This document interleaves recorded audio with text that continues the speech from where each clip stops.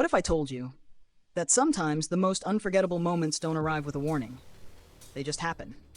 Quietly at first, then all at once. They slip into your chest, settle somewhere deep, and before you can even process it, you realize you've just witnessed something you'll never fully move on from. And this was one of those moments. It began in Tokyo. Not just any stage, but the Tokyo Dome. A place that has seen legends, history, nights people talk about for years. And yet somehow those two nights, April 17th and 18th, felt different.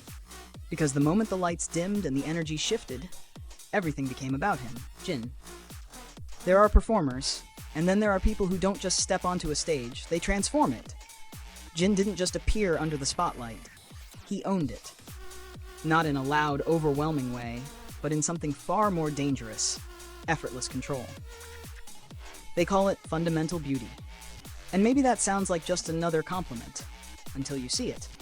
Until you realize it's not about angles, lighting, or styling. It's something deeper, the kind of presence that doesn't try, the kind that doesn't need to prove anything, because it already is.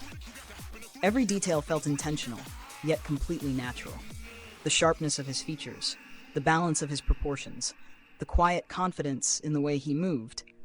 Broad shoulders cutting through the light, a silhouette that looked almost sculpted into existence.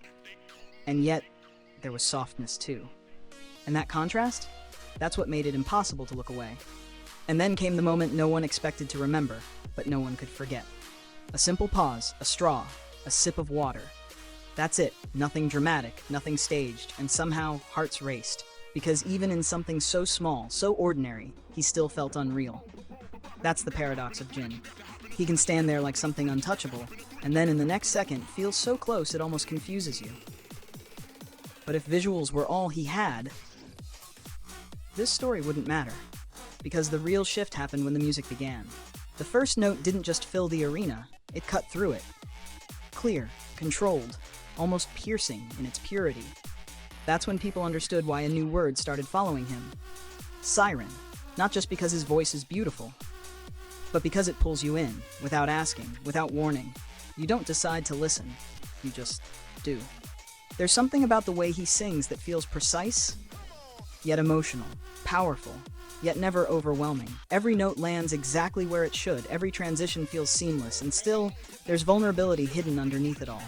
Like he's not just performing the song, he's living inside it. And then, that smile, mid-performance. In the middle of intense choreography like Dope, while executing movements that demand full control, he smiles. Not forced, not rehearsed, just real. And suddenly the performance doesn't feel like something you're watching, it feels like something you're sharing. When Faya hit, everything exploded. Energy, movement, power. The windmill dance, sharp and relentless, cutting through the stage like a storm. But even then, there was elegance. That's what made it different. It wasn't just intensity, it was refined intensity, controlled chaos. And the crowd? They didn't just react, they erupted. But the most powerful moment didn't come from a high note, or a dance break, or even the visuals. It came at the end, when he stood there, looked out at thousands of fans, and bowed, a full 90 degrees. No hesitation, no rush, just respect. And then, one word, hello. Simple, soft, almost weightless, and yet, it carried everything. Gratitude, humility, connection. A reminder that no matter how high he stands, he never forgets where he stands with. And outside that stadium, Tokyo was telling the same story. His face, everywhere. On billboards, on brands, across the city. It didn't feel like marketing, it felt like presence. Like the city itself had quietly shifted into something people now call Jinland. And maybe that sounds exaggerated, until you realize what happened next. Merchandise, every item tied to him, gone. Not slowly, not eventually, but immediately. Completely sold out across both days. Because this wasn't just popularity, it was demand driven by something deeper, connection. But while Jin was creating moments that felt larger than life, another story was unfolding. Quieter, but just as powerful. Jimin. Not under stadium lights, not in front of thousands, but in a space where something even more personal happens. Creation. They Don't Know Bout Us. At first, it sounds like just a title. But the more you sit with it, the more it feels like a statement. Almost like a boundary, like something the world can see. but never fully understand. Because this song isn't just performed by Jimin, it's built by him. Every lyric, every layer, every decision, he didn't just lend his voice, he shaped the entire emotional architecture of the track. And when someone calls a song their baby, it means something. It means it carries pieces of them that can't be separated, from the very first second. The song moves in a way that feels unpredictable. Hip-hop rhythms, layered with trap elements, wrapped in something softer, something almost nostalgic. A vintage sensibility that lingers underneath the modern production. It shouldn't feel cohesive, but it does. Because it's not trying to follow rules, it's trying to tell something real. And then, the chorus. That extended vocal tone, it doesn't just sit on top of the track, it holds it, stretches across it, anchors it. There's control there, but also emotion that feels like it's just on the edge of spilling over, and that balance, that's not easy, that's artistry. It proves something important too, that Jimin isn't just versatile, he's intentional. He understands where his voice belongs, even in spaces that blur genres, even in songs that don't fit neatly into one category.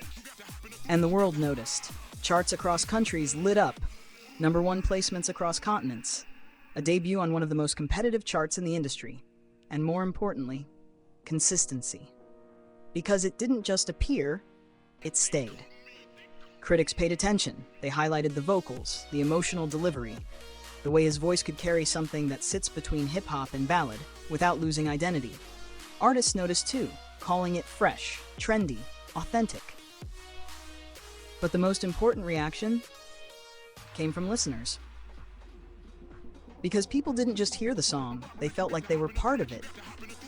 Like they were being trusted with something personal, something honest, something that wasn't trying to impress, but trying to connect. And maybe that's what ties everything together. From Jin's overwhelming presence in Tokyo to Jimin's deeply personal creation in the studio. It's not just about performance, it's not just about visuals. It's not just about charts, it's about impact. The kind that stays with you after the lights go out, after the music fades, after everything is supposed to return to normal, but doesn't. Because something shifted, something settled inside you, something you can't quite explain, but you don't want to lose. And maybe that's the real reason these moments matter. Not because they're big, but because they're lasting.